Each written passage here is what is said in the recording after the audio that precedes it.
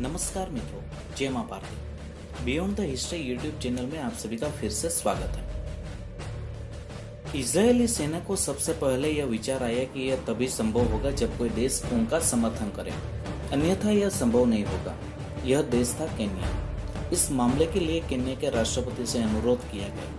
Kenya के कृषि मंत्री ब्रूस मैकेंजी ने केन्या के राष्ट्रपति को इजरायल के विमान को उतरने और ईंधन भरने की अनुमति देने के लिए मनाया। इस असंभव मिशन को संभव बनाने के लिए और इतने बड़े कमांडो हमले के शॉट टू शॉट ऑपरेशन को अंजाम देने के लिए इजरायल के रेगिस्तान में पूर्वाभ्यास करने का जनरल डान शोमरोन के द्वारा आदेश भी दे दिया गया था, जहाँ रातों रात पुराने टर्मिनल के समान लकड़ी का टर्मिनल खड़ा कर दिया गया। किसके लिए? केवल इजरायली नागरिकों को बचाने के लिए। छठा, यानी कि 2 जुलाई 1976 का दिन। हर रोज की तरह उस दिन भी ईदी अपनी पसंदीदा पत्नी के साथ सुबह 7 बजे बंधकों और अपहर्ताओं से मिलने के लिए वहां गया और अफ्रीकी राष्ट्र सम्मेलन में भाग लेने के लिए मॉरिशस के लिए रवाना हो गया। आतंकवादियों द्वारा निर्धारित समय सीमा से 2 दिन पहले 2 जुलाई 1976 को यह निर्णय लिया गया कि पहले इजरायली वायुसेना का एक हरकुलस हवाई जहाज एंटेबे हवाई अड्डे पर उतरेगा। ऐसा दिखाने की कोशिश की जाएगी कि ईदी अमीन मॉरिशस से युगांडा लौट रहा है, लेकिन इजरायली रक्षा बल के कमांडो उस हरकुलस विमान में छिपे होंगे। अब वहां सवाल यह था कि वे कहां छिपे होंगे और प्लेन में से कैसे निकलेंगे। तो उसके लिए वैसे ही मर्सिडीज बेंच की व्यवस्था की गई थी, जिसमें ईदी अमीन बैठा करते थे। ईदी की कार के आगे पीछे एक लैंड रोवर कार की भी व्यवस्था की गई। कमांडो हमले के लिए शॉट टू शॉट ऑपरेशन को अंजाम देने के लिए शनिवार शाम के वक्त रेगिस्तान में रिहर्सल भी की गई। इस तरफ बंधक बनाई गई 74 साल के इजरायली नागरिक डोरा ब्लोच को नॉनवेज खाने के बाद तबियत बिगड़ने पर कंपाला के मुर्गो अस्पताल में भर्ती किया गया। अमीन काले रंग की मर्सिडीज में आता जाता रहता था, लेकिन इजरायल को वैसी काली मर्सिडीज नहीं बल्कि एक सफेद मर्सिडीज मिली थी। इसे तुरंत काला रंग लगा दिया गया। साथ ही विमान को भी रंग दिया गया था, क्योंकि सैन्य विमान पैसेंजर विमानों की तरह दिखना चाहिए था। यहाँ सवाल ये उठा कि अमीन की जगह किसे बिठाए। तो अमीन जैसे शख्स को बिठाने के लिए सीआरएट मटकल के 30 वर्षीय कमांडर जोनाथन नेतन्याहू को चुना गया था। उनका शरीर और कद काठी लगभग अमीन के जैसा ही था। इस प्रकार ऑपरेशन तैयार किया गया। दूसरी ओर युगांडा के पड़ोसी देश केन्या ने अपने नैरोबी हवाई अड्डे का उपयोग करने की भी अनुमति दे दी थी। तभी से दुनिया के इतिहास में सबसे दबंग, असामान्य, अनोखा और दिल दहला देने वाला ऑपरेशन शुरू होने वाला था। पहले ये ऑपरेशन का नाम ऑपरेशन थंडरबोल्ट रखा गया था और फिर नाम बदलकर ऑपरेशन थंडरबोल्ट कर दिया गया। इस कार्य को पूरा करने के लिए सेना को 3 भाग में विभाजित किया गया था। पहला, ग्राउंड कमांड और कंट्रोल एलिमेंट, जो जमीन को नियंत्रित करेगी। दूसरा, असॉल्ट एलिमेंट, जो वहां के सैनिकों और आतंकियों को मार गिराएगा। और तीसरा, द सिक्योरिंग एलिमेंट, जो बंधकों को सुरक्षित रूप से विमान में ले जाकर वापस इजरायल ले जाएगा। 7वां, यानी कि 3 जुलाई 1976 का दिन। योजना को लागू करने के लिए सुबह 11:30 बजे प्रधानमंत्री के साथ बैठक हुई और दोपहर के 1 बजे के बाद तुरंत निकलने का फैसला किया गया। इजरायल के प्रधानमंत्री ने ऑपरेशन को अंजाम देने की अंतिम मोहर लगाकर देश की ओर से टीम को बधाई भी दी। रूपरेखा के अनुसार किसे क्या करना चाहे, इस मुद्दे को उनके कमांडरों ने फिर से याद दिलाया। हथियारों की जांच की गई। काफिले में 6 हवाई जहाज थे।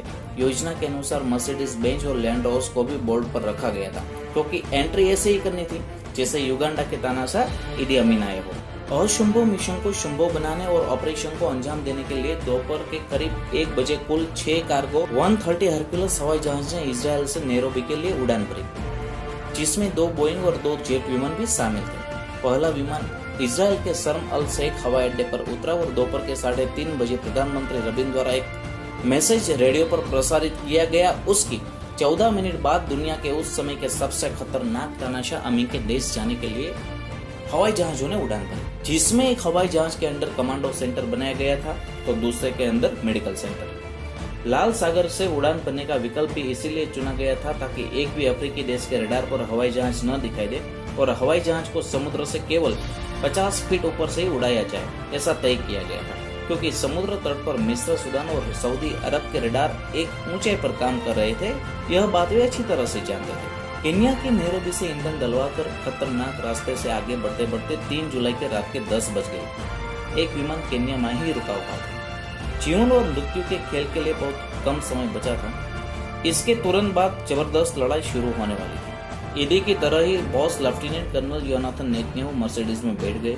अन्य साथियों ने नेतन्याहू और अन्य अधिकारियों को ब्लैक कलर करना शुरू कर दिया, क्योंकि ईदी अमीन और निग्रो सैनिक जैसा ही दिखना था।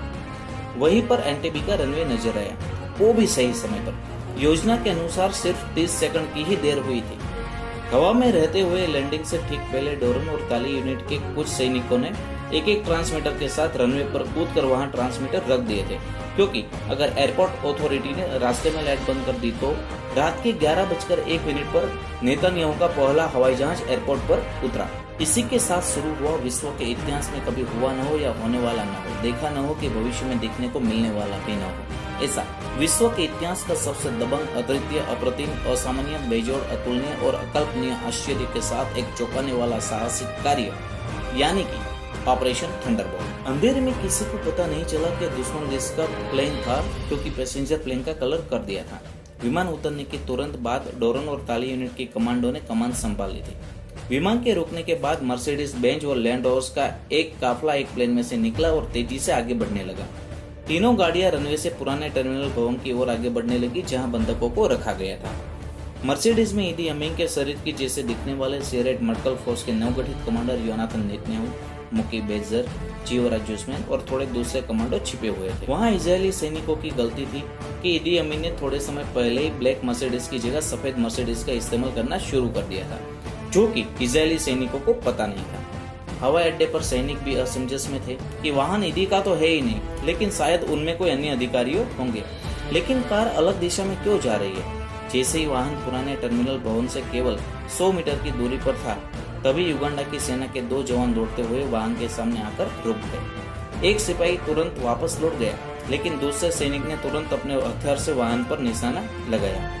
जब सिपाही ने अपना हथियार नीचे नहीं किया तो योनाथन और जियोरा ने तुरंत अपनी हैंडगन पर लगे साइलेंसर पर उनका हाथ फेर दिया और फिर AK-47 से उन पर फायर कर दिया। गाड़ियां पुराने टर्मिनल भवन से सिर्फ 50 मीटर की दूरी पर रुकती है। सीरेट मटकल के योद्धा बिजली के रफ्तार से गाड़ी में से उतरकर इमारत की ओर भागने लगते। इसी बीच रास्ता रोक रहे युगांडा के एक सैनिक की गोली मारकर हत्या कर दी गई।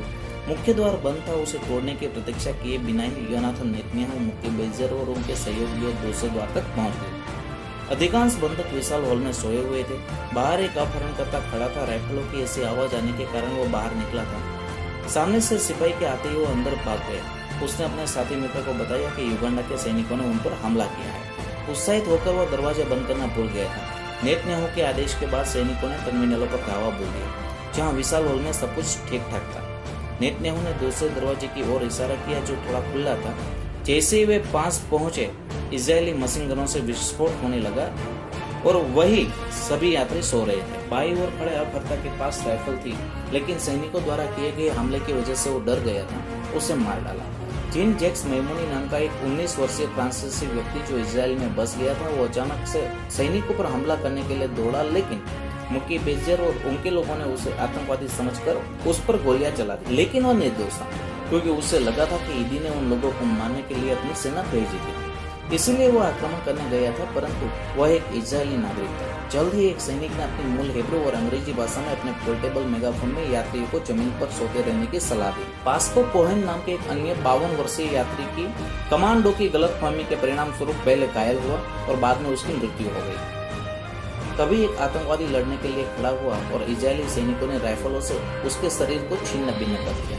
इदा बारकोविच नाम की 53 वर्षीय एक महिला को अपहर्ताओं ने मार डाला। शेष 5 आतंकवादियों में से 3 को अन्य इजरायली कमांडो ने स्वर्ग में 72 हुरों के पास भेज दिया। अब केवल 2 आतंकवादी ही बचे थे, एक युवक और एक युवती। उन्हें खोजे कैसे? तभी मशीन गनों की गर्जना हुई। वे बाईं ओर और दाईं ओर के दरवाजे से आए थे। उत्तेजना और भय के कारण दोनों लोग अपनी AK-47 की नोक से बराबर निशाना भी ले नहीं पाए थे और तेंदुए जैसे स्फूर्तिले कमांडो दूसरा अवसर दे ऐसे भी नहीं थे। बाईं ओर दरवाजे पर युवती और दाईं ओर दरवाजे पर नाजी को वही उड़ा दिया गया। बोस नेतन्याहू का पहला हवाई जहाज 86 सैनिकों के साथ उतरने के बाद अन्य 3 हवाई जहाज भी 11:08 तक उतर चुके थे। आरक्षित किए गए फैंटम जेट्स में से एक को सिनाई के ओफिर में उतारा था। शायद 5 में से एक भी हवाई जहाज में समस्या आती तो वो हवाई जहाज रिजर्व में रहे। ऐसा करने के बाद सैनिकों लैंड रोवर्स में सवार हो गए और अपनी अपनी योजनाओं के अनुसार निर्धारित स्थानों की ओर आगे बढ़ गए। कुछ सैनिकों ने एयरपोर्ट को ब्लॉक कर दिया ताकि 33 किलोमीटर दूर राजधानी कंपाला तक अगर हमले की खबर पहुंच गई तो कार्रवाई से पहले ही उसकी कमर तोड़ दी जाए। कुछ सैनिक कंट्रोल टावर पर चढ़ गए, ऑपरेटरों को कोने में धकेलकर मशीनरी को चूर्णित कर दिया गया, टेलीफोन के तारों को भी काट दिया गया। यह सब इतनी तेजी से हुआ कि किसी को बताने का समय भी नहीं बचा। वहां मौजूद किसी ने एंटेबी हवाई अड्डे से बिजली का कनेक्शन काट दिया तो इजरायली सैनिकों ने अपने साथ लाए ट्रांसमीटर को चालू कर दिया। हवा में मौजूद हरक्यूलस के बाकी के हवाई जहाज भी रनवे पर उतर गए थे, जिसमें से कुछ अन्य सैनिक भी निकल गए। ठीक 10 मिनट बाद तुरंत 11:10 पे ब्रिगेडियर जनरल डान शोमरोन ने अपने रेडियो से ही एंटेबी हवाई अड्डे से ही इजराइल के प्रधानमंत्री के कार्यालय पर एक संदेश भेजा, जिसमें कहा गया था कि everything is fine, I will report later, यानी कि सब कुछ ठीक ठाक है, मैं बाद में रिपोर्ट करूंगा। उसकी 8 मिनट बाद शोमरोन ने फिर से रेडियो पर एक संदेश दिया कि लो टाइड, उसका मतलब कि सभी हवाई जहाज हवाई अड्डे पर सुरक्षित रूप से उतर गए हैं। उतने समय में तो इजरायली योद्धाओं ने अपना तमाम काम कर दिया। आगे इतनी दूर गए तो फिर हवाई जहाज की प्यास बुझाने की बारी थी। उसमें भी वे लोग पूर्व तैयारी करके ही गए थे। एंटेबी हवाई अड्डे पर ईंधन को परिष्कृत करना था, इसीलिए वे एक राक्षसी ईंधन पंप साथ ही ले गए थे। अजनबी देश, 4200 किलोमीटर की दूरी। कल्पना कीजिए मित्रों, हम अपने घर से 1 किलोमीटर दूर से भी कुछ नहीं ला सकते। ईंधन का भी लक्ष्य था, और वह भी हवाई अड्डे का। वो कहावत शायद वहीं से ही होगी, इलाका चाहे किसी का भी हो, धमाका तो सिर्फ हमारा ही होगा। लेकिन कर्नल मार्टिन विल्नेव और पहले हरक्यूलस हवाई जहाज के कर्नल सनी ने शोमरोन को सलाह दी कि जब तक कि वास्तव में आवश्यक न हो तब तक वे वहीं से निकलने के लिए देरी न करें। शोमरोन भी सहमत हो गए कि वे नैरोबी जाकर ही विमान में ईंधन डलवाएंगे। इसी हंगामे के बीच एंटेबी हवाई अड्डे की सुरक्षा में व्यस्त युगांडा की सेना के बाकी के सैनिक दहशत में जहां खड़े थे वहां से भाग गए। लगभग युगांडा के 50 जितने सैनिक अभी भी छुपकर गोलीबारी कर रहे थे। इस ओर इजरायली कमांडो ने भी फायरिंग जारी रखी। ऐसी स्थिति में यात्रियों को चौथे हवाई जहाज तक पहुंचाए कैसे? परिस्थिति का निरीक्षण करने के लिए टर्मिनल से बाहर निकले नेतन्याहू ने एक संदेश भेजा कि चौथे हवाई जहाज को टर्मिनल की तरफ ले जाया जाए। तभी नियंत्रण टावर में छिपे युगांडा के एक सैनिक ने नेतन्याहू की पीठ में गोली मार दी और सरदार जमीन पर गिर गए। जैसे ही आसपास के इजरायली सैनिकों ने वह सैनिक को देखा कि तुरंत नियंत्रण टावर पर एक रॉकेट प्रोपेल ग्रेनेड फेंका और उसे मार डाला। नेतन्याहू को उठा के बिस्तर पर लिटा दिया और एक डॉक्टर को बुलाया गया, लेकिन घाव बहुत गंभीर था और खून भी बहुत बह रहा था, इसीलिए उसे तुरंत विमान में ले जाया गया।